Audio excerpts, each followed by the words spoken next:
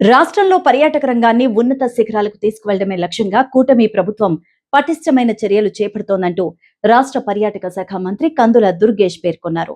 తిరుపతిలో నూతనంగా ఏర్పాటు చేసిన రెజెంటా దేవరాయ 4-స్టార్ హోటల్ ని తిరుపతి శాసనసభ్యులు ఆరణి శ్రీనివాసులు, తిరుమల టిటిడి బోర్డు సభ్యులు భానుప్రకాష్ రెడ్డిలతో కలిసి మంత్రి కందుల దుర్గేష్ ప్రారంభించారు. ఈ సందర్భంగా ఆయన మాట్లాడుతూ రాష్ట్ర ప్రభుత్వం పర్యాటక రంగ అభివృద్ధికి అత్యంత ప్రాధాన్యత ఇస్తోందన్నారు. గత 24 నెలల కాలంలో పర్యాటక రంగంలో సుమారుగా 20,000 కోట్ల పెట్టుబడులకు సంబంధించి ఎంఓయూలు కుదుర్చుకున్నట్టు వెల్లడించారు. కేంద్ర ప్రభుత్వ సహకారంతో తిరుపతి, విశాఖపట్నంలను ఐకానిక్ పర్యాటక కేంద్రాలుగా అభివృద్ధి చేయబోతున్నామని, ఇందుకోసం ఒక్కో కేంద్రానికి 500 కోట్ల చొప్పున మొత్తంగా 1000 కోట్లు వెచ్చించనున్నట్టు వివరించారు.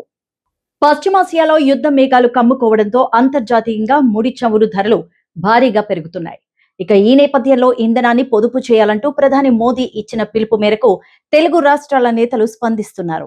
ప్రజలకు ఆదర్శంగా నిలిచేందుకు ప్రభుత్వ ఖర్చులను తగ్గిస్తూ కీలక నిర్ణయం తీసుకున్నారు ఆంధ్రప్రదేశ్ ముఖ్యమంత్రి నారా చంద్రబాబు నాయుడు మరియు ఉప ముఖ్యమంత్రి పవన్ కళ్యాణ్. తమ భద్రతా వాహనాల సంఖ్యను సగానికి సగం తగ్గించేశారు. సాధారణంగా జిల్లాల పర్యటనలో ఉండే భారీ కాన్వాయ్ల వల్ల ఇంధనం వృధా అవుతోందని వీరు గుర్తించారు. ఇతర మంత్రులు కూడా సాధ్యమైనంత తక్కువ వాహనాలు వాడాలంటూ సీఎం ఆదేశాలు జారీ చేశారు. తెలంగాణ ముఖ్యమంత్రి రేవంత్ రెడ్డి సైతం ఇదే బాటలో నడుస్తూ తన కాన్వాయ్లో మార్పులు చేశారు. దేశ ప్రయోజనాల దృష్ట్యా పెట్రోల్, డీజిల్ వాడకాన్ని తగ్గించడమే లక్ష్యంగా ఈ అడుగులు వేశారు.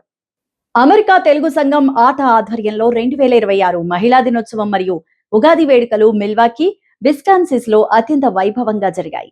350కి పైగా మంది పాల్గొన్నారు. డాక్టర్ రామ బలిజ గారు, డాక్టర్ అశ్విని గారు, ప్రభాకర్ దొమ్మల గారు, శ్రావణి గారు మరియు పావని గారి చేతుల మీదుగా దీపాలంకరణతో ప్రారంభించిన ఈ కార్యక్రమం అనంతరం పూజారి శ్రవణ్ ఉరుమడ్ల గారు ఉగాది పంచాంగం చదివి నూతన సంవత్సర రాశి ఫలాలు వివరించారు.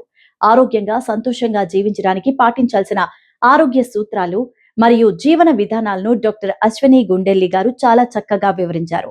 చాలా మంది మహిళలు ఇంటి వద్దే ఉగాది పచ్చడిని తయారు చేసి రుచికరమైన ఉగాది పచ్చడి పోటీల్లో పాల్గొనడానికి కార్యక్రమానికి తీసుకొచ్చారు. రీజనల్ కోఆర్డినేటర్లు సింధు నేతి మరియు సంతోషి వల్లూరి ఆధ్వర్యంలో పిల్లల నృత్యాలు మరియు మన సాంప్రదాయ నాటికలు ప్రదర్శించారు.